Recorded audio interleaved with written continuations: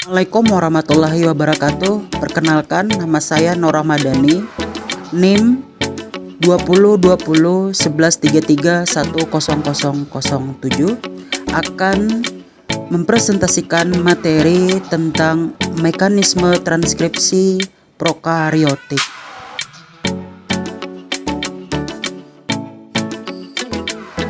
Struktur RNA polimerase. Pada tahun 1969, ada sebuah penelitian, yaitu penelitian SDS Page dari RNA polimerase Escherichia coli.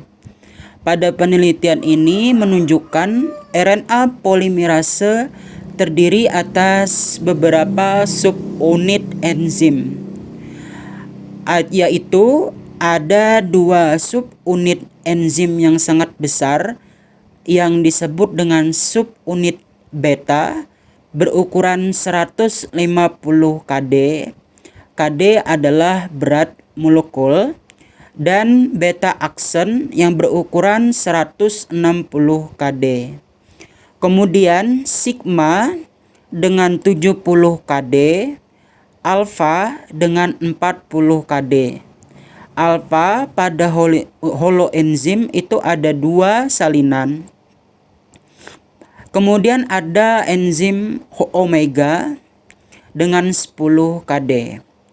Khusus untuk enzim omega itu tidak terlihat jelas di SDA page, tetapi terlihat pada percobaan lain.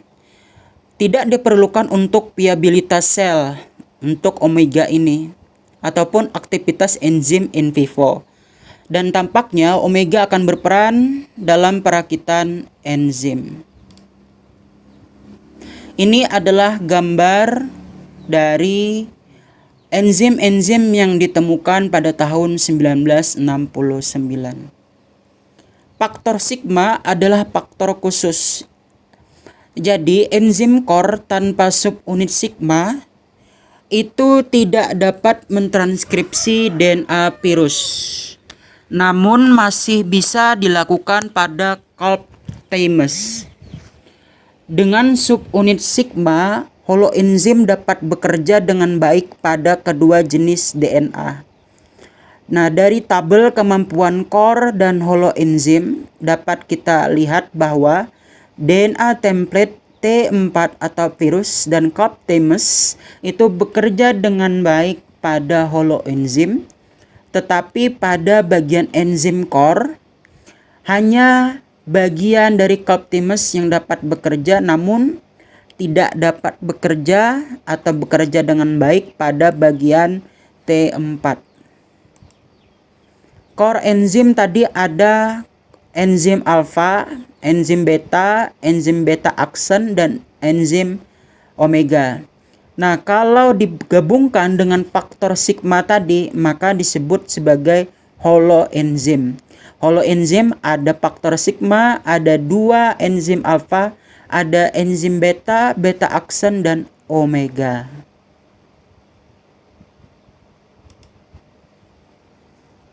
Kemudian pengujian transkripsi enzim.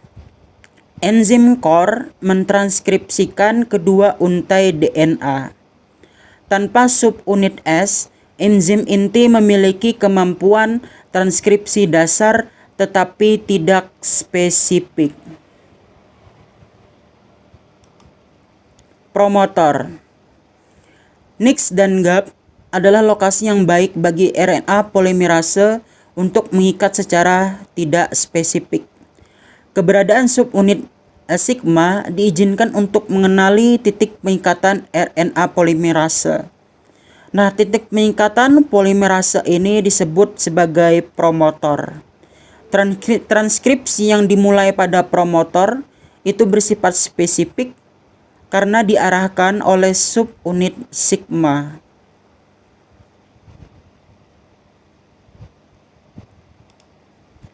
Pengikatan RNA polimerase ke promotor.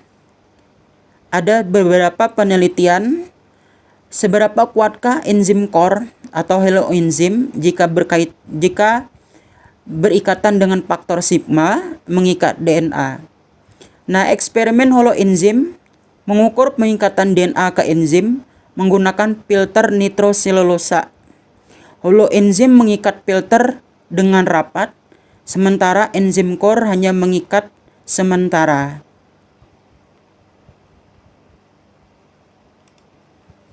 Pengaruh suhu dengan pengikatan RNA polimerase.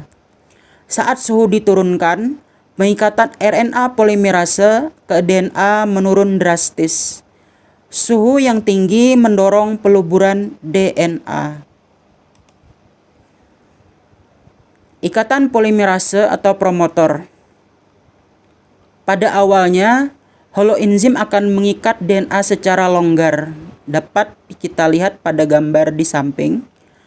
Kompleks terikat longgar pada promotor ini disebut sebagai kompleks promotor tertutup. Kemudian holoenzim akan melelehkan DNA pada promotor membentuk kompleks promotor terbuka atau polimerase yang terikat dengan erat.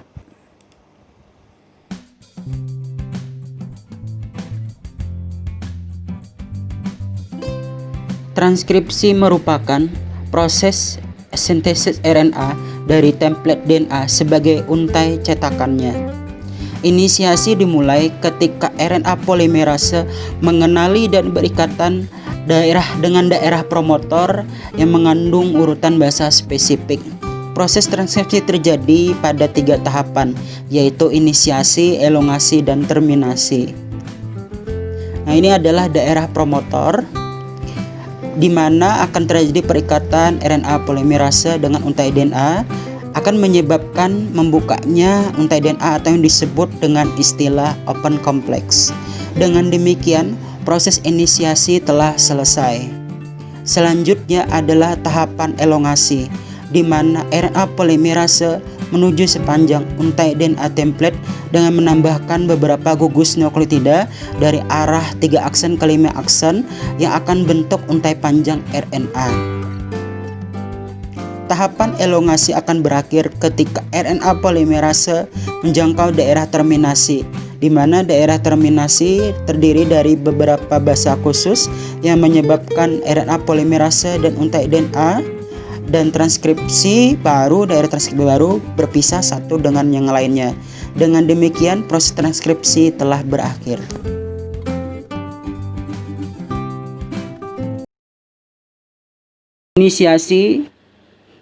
Inisiasi meliputi semua tahapan yang diperlukan untuk memulai sintesis RNA seperti pengenalan promotor, pembentukan gelembung transkripsi, pembentukan ikatan pertama antara RNTPS, dan keluarnya perlengkapan transkripsi dari promotor. Pengenalan promotor. Pada tahapan inisiasi transkripsi, perlengkapan transkripsi perlu mengenali berikatan dengan promotor.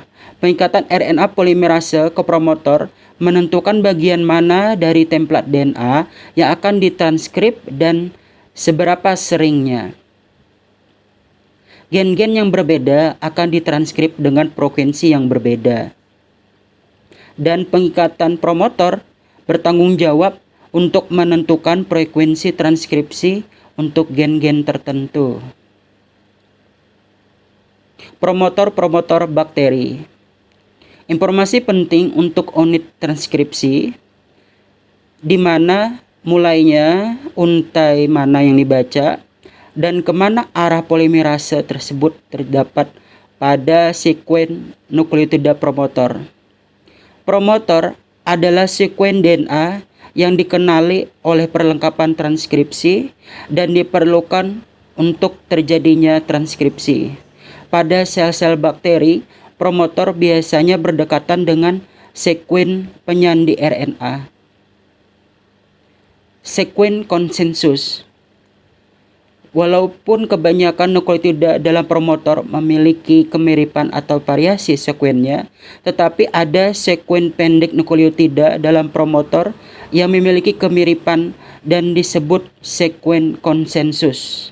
Sekuen konsensus yang paling umum adalah sekuen konsensus -10, Kemudian atau disebut dengan Prepnow box ya, dengan urutan bahasa 5 aksen TAT 3 aksen pada untai non template. Jadi sekali lagi, angka minus 10 itu menunjukkan bahwa arahnya adalah ke promotor atau ke arah arah keluar ya dari mulainya sintesis. Dapat dilihat pada gambar. Jadi plus 1, kemudian arah mainstream ke minus 2 dan seterusnya sampai dengan minus 10, sampai dengan akhirnya minus 35. Angka negatif menunjukkan arah outstream, arah positif menuju ke arah downstream.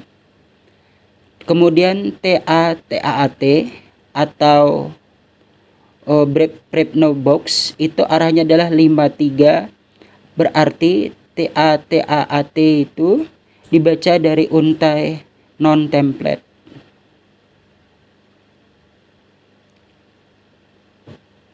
Sekuen konsensus lainnya yang umumnya pada kebanyakan bakteri adalah TTGA-CA yang disebut sekuen konsensus minus 35. Sekuen konsensus ini memiliki fungsi untuk pengenalan promotor. Jadi ada minus 10 atau Prepnow box tadi ada minus 35 dan itu penting untuk pengenalan promotor. Pengikatan holoenzim ke sekuen konsensus seperti yang telah dijelaskan sebelumnya, bahwa faktor sigma bergabung dengan enzim inti atau core enzim membentuk holoenzim yang mengikat ke sekuen konsensus minus 35 dan minus 10 dalam promotor DNA.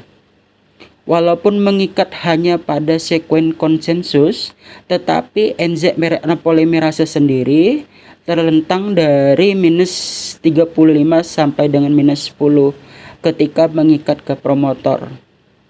Holoenzim mengalami perubahan struktur sehingga mengikat lebih kuat dan membuka lebih kuat untai DNA. Awal sintesis RNA. Setelah holoenzim menempel pada promotor, RNA polimerase menempatkan diri di atas posisi awal sintesis ya atau plus 1 dan membuka DNA untuk memberikan template untai tunggal. Kemudian RNA polimerase memasangkan basa pada ribonukleosida trifosfat dengan basa yang komplement dengan tempat awal sintesis atau plus 1 pada untai template DNA.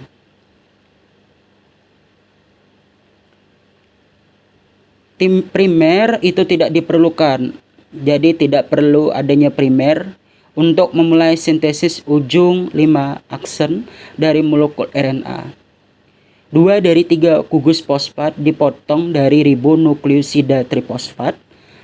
Ketika nukleotida ditambahkan ke ujung 3 dari molekul DNA yang sedang disintesis, kemudian elongasi. Pada akhir inisiasi, RNA polimerase mengalami perubahan konformasi sehingga ikatan ke sekuen konsensus melemah dan lepas. Perubahan ini memungkinkan polimerase untuk keluar dari promotor dan mulai mentranskrip ke arah downstream.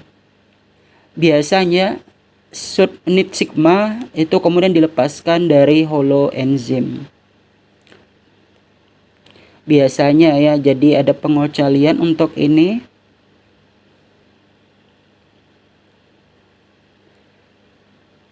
Saat bergerak sepanjang template downstream, RNA polimerase secara progresif membuka DNA di depan dari gelembung transkripsi atau transcription bubble.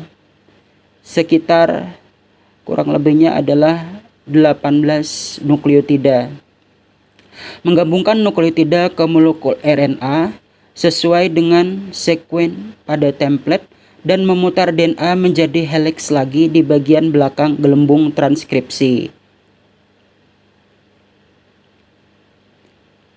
Kemudian bagian akhir dari transkripsi pada bakteri yaitu terminasi. Terminasi. RNA polimerase menambahkan nukleotida ke ujung 3 dari molekul RNA yang sedang disintesis sampai mentranskrip daerah 2 terminator ya. Daerah terminator itu juga perlu ditranskripsi. Sel-sel bakteri memiliki 2 tipe terminator utama.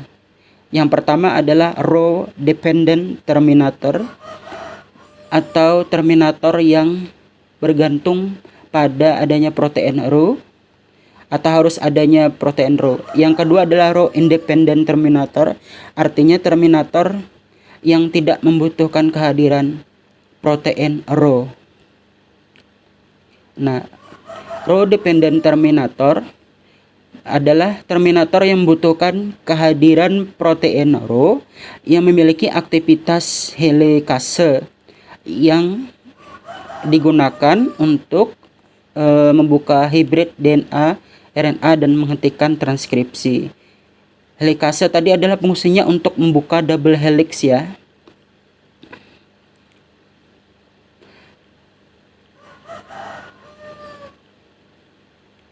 Kemudian kita lanjutkan ke row independent terminator.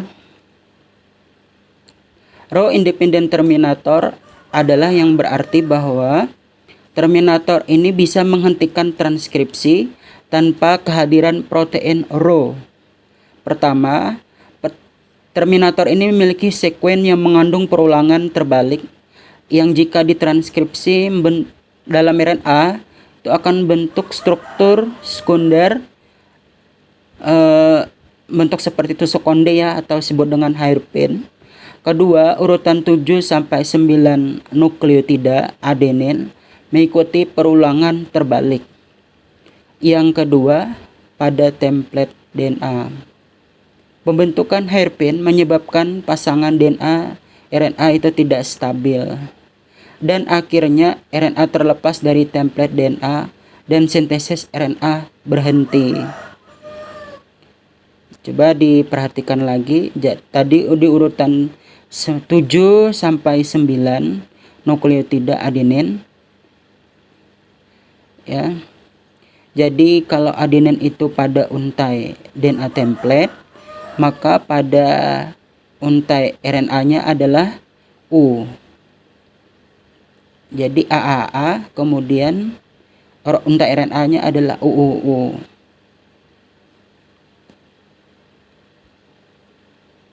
mRNA polisintronik. Pada bakteri, sekelompok gen-gen seringkali ditranskrip menjadi satu molekul RNA yang disebut mRNA polisintronik. Pada eukariot, setiap gen ditranskrip dan determinasi secara terpisah. Jadi mRNA polisintronik tidak umum pada eukariot.